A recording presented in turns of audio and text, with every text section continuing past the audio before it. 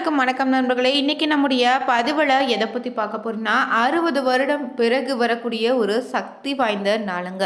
இந்த மார்கழி மாத பௌர்ணமி நாளில் பார்த்தீங்கன்னா திருச்செந்தூர் முருகன் கோவிலுக்கு சென்று எந்த முறையில் வழிபட்டால் நம்மளுடைய தலையெழுத்து மாறும், மேலும் திருச்செந்தூர் முருகனை வழிபடுவதால் உங்களுக்கு கிடைக்கக்கூடிய பலன்கள் என்ன, இந்த முறையில் வழிபட்டாலே அதற்கான முழு பலனும் உண்டுங்க.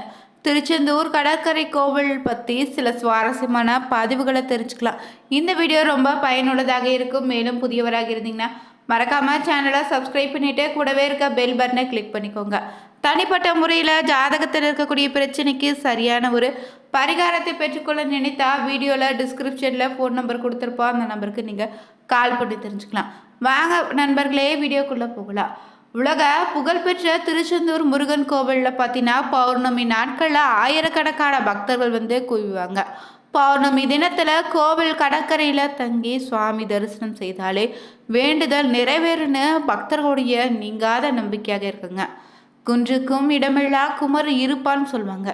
இப்படி மலைப்பகுதிகளில் தனது கோவில்களை அமைத்து கொண்ட முருகப்பெருமான் விதிவிலக்காக இங்கு கடற்கரையில் குடிக்கொண்டிருக்க அற்புத ஆலயம்தான் இந்த திருச்செந்தூர் சுப்பிரமணிய சுவாமி கோவிலுங்க.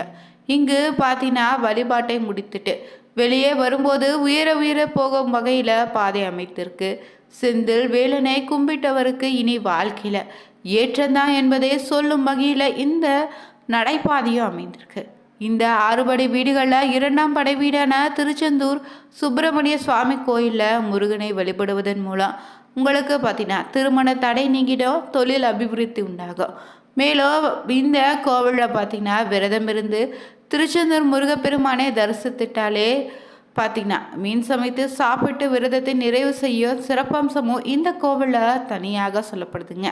முருகனுடைய புகழ் பரவ பரவ கோவிலுக்கு தினமுமே இங்கே வரக்கூடிய பக்தருடைய எண்ணிக்கை அதிகரித்துட்டே போயிட்டுருக்கு.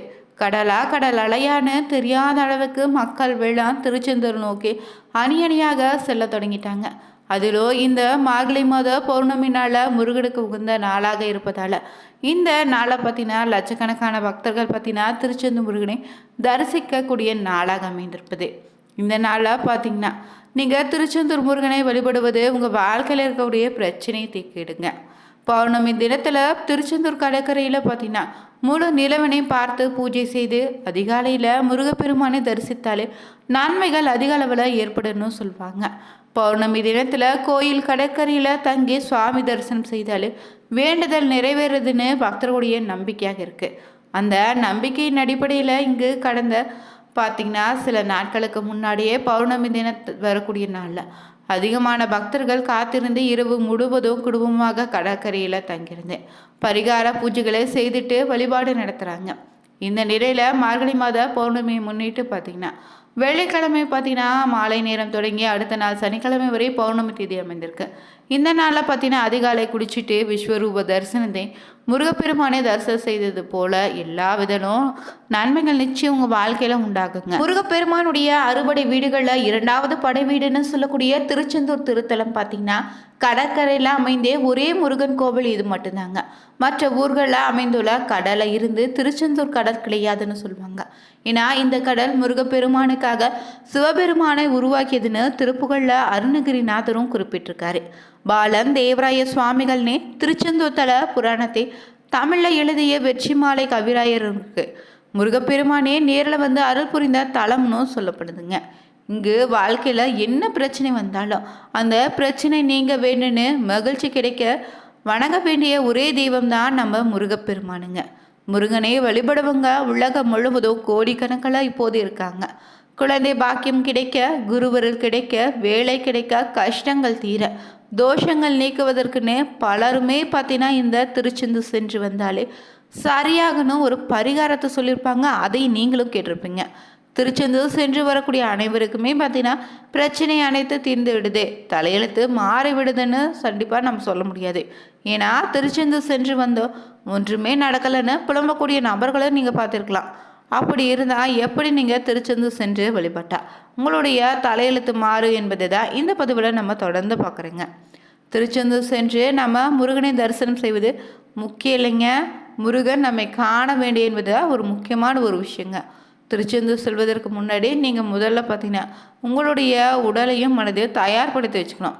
பிறகு வீட்டில் இருக்கக்கூடிய முருகப்பெருமானுடைய படத்திற்கு முன்னாடி விளக்கேற்றி வைத்து முருகனோடு மனம் விட்டு பேசணுங்க. உங்களுக்கு எத்தனையோ மனக்குறை, கவலைகள், தேவைகள் இருக்கலாம். அதை நீங்கள் முருகனிடம் சொல்லி புலம்பாத. முருகனிடம் மனம் ஒன்று நீங்கள் மனம் விட்டு பேச வேண்டுங்க. மனதார முருகான்னு நீங்கள் அழைத்து, நீயே துணை, எனக்கு உன்னை தவிர என்னை காக்க யாரும் இல்லை, நீ சொன்னால், நீ அழைத்தால் மட்டுமே தான் நான் திருச்செந்தூர் வருவேனே உறுதியோடு பார்த்தீங்கன்னா தினமுமே வீட்டில் திருப்புகள் படித்து வாங்க. நீங்கள் பார்த்தீங்கன்னா திருப்புகள் படிக்க உங்களுடைய வீட்டில் பார்த்தீங்கன்னா இருக்கக்கூடிய பிரச்சனைகள் விளைங்க. முருகனுடைய திருவருளால் வீட்டில் நிறைவதை நீங்கள் நிச்சயம் உணர முடியுங்க. அதே போல் கனவிலோ இல்லைன்னா ஏதாவது ஒரு வழியிலோ முருகனே வந்து சில அறிகுறிகளை நிச்சயம் உங்களுக்கு காட்டுவார். அவர் சொல்லும் கோவிலுக்கு சென்று வழிபட்டால் நிச்சயம் பார்த்தீங்கன்னா நீங்கள் எப்படிப்பட்ட பிரச்சனைகள் இருந்தாலும் அதிலிருந்து விடுபட முடியும். முருகனே நீங்கள் திருச்செந்தூர் செல்வதற்கான நிச்சயம் ஒரு வாய்ப்பை ஏற்படுத்தி தருவாருங்க. திருச்செந்தூர் சென்றதுமே நீங்கள் முதல்ல நாளை கிணற்றில் தான் குளிக்கணும். அதற்கு பிறகு தான் கடலில் சென்று நீராட வேண்டுங்க. அதற்கு பிறகு கடை வீதியில் அமைந்த துண்டிகை விநாயகர் கோவிலில் சிதறுகாய் விட்டு வழிபட வேண்டும். பிறகு திருச்செந்தூரில் இருக்கக்கூடிய 20க்கு மேற்பட்ட சித்தர்களுடைய ஜீவ சமாதி இருக்குது, அங்கே சென்று வழிபடுங்க. பிறகு பார்த்தீங்கன்னா முருகன் கோவிலுக்கு வந்து மூலவரான சுப்பிரமணியரையும் சண்முகரையும் வழிபடணும். அதன் பிறகு தான் முருகன் சன்னதிக்கு பின்புற இருக்கக்கூடிய பஞ்ச லிங்கங்களையும் வழிபடணுங்க. அங்கு வழிபட்ட பிறகு வெளி பிரகாரத்தில் அமைந்த குரு பகவானையும் பைரவர் பெருமாள் ஆகியோரையும் வழிபடுங்க. கோவிலை வளம் வந்து வணங்கிய பிறகு பார்த்தீங்கன்னா அங்கு அர்ச்சகர்களிடம் பன்னீர் இலையில் கொடுக்கக்கூடிய விபூதியை கேட்டு பெற்றுக்கோங்க.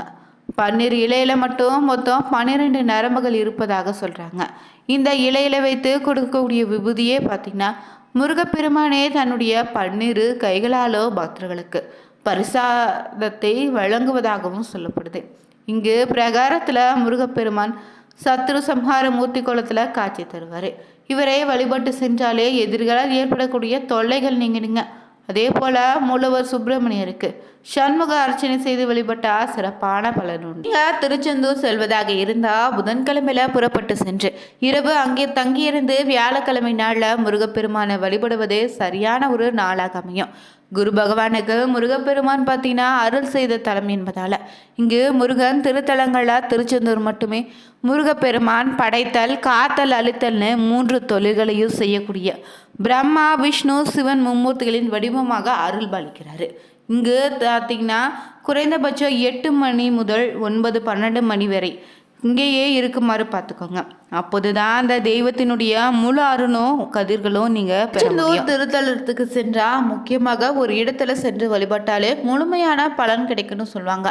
இதற்கு திருச்செந்தூர் விதிவிலக்கு இல்லைங்க. திருச்செந்தூர் சென்று முருகப்பெருமானை வழிபாடு செய்வங்க முருகப்பெருமானே வழிபாடு செய்வதற்கு முன்பாகவே முக்கியமான இடத்திற்கு சென்று வழிபட வேண்டும்னு சொல்லப்பட்டிருக்கு. அப்போதுதான் நம்முடைய வேண்டுதல் முழுமையாக நிறைவேறும். அந்த இடம் என்னன்னு பார்த்தீங்கன்னா நீங்கள் திருச்செந்தூர் செல்வதாக இருந்தால் வியாழக்கிழமை அன்று செல்லுங்க. அதற்கு காரணம் திருச்செந்தூர் பார்த்தீங்கன்னா குரு தலமாக இருப்பதால் மட்டும்தாங்க. அப்படின்னா வியாழக்கிழமை முருகப்பெருமானை வழிபாடு செய்வதற்கு முன்பாக அங்கே இருக்கக்கூடிய மூவர் சமாதியை வழிபட வேண்டும்.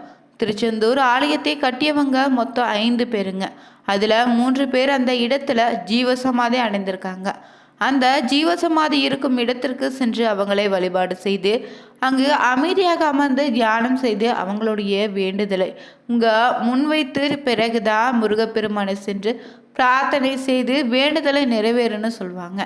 இங்கு மூவர் சமாதிக்கு செல்லும் போதே வாசனை மிகுந்த ஊதுபத்திகளை வாங்கி கொண்டு செல்லுங்க. அவங்களுக்கு சாற்றுவதற்கு வாசனை மிகுந்த பன்னீர் ரோஜாக்களை வாங்கிட்டு போங்க. அது மாலையாக இருந்தாலும் சரிங்க, உதிரியாக இருந்தாலும் சரி. அடுத்ததாக நீங்கள் ஒரு மண் அகல் விளக்கில் சுத்தமான பசுனை ஊற்றி தீபம் ஏற்றினோம். நல்லா எலுமிச்சை பழமாக 3 எலுமிச்சை பழங்களை வாங்கி வந்து அவங்களுடைய ஜீவ சமாதியில் வைத்து பார்த்தீங்கன்னா உங்களுடைய வேண்டுதலை மனதார சொல்லிட்டு அதிலிருந்து ஒரே ஒரு எலுமிச்சை பழத்தை மட்டும் திரும்பி எடுத்துகிட்டு வந்தேன்.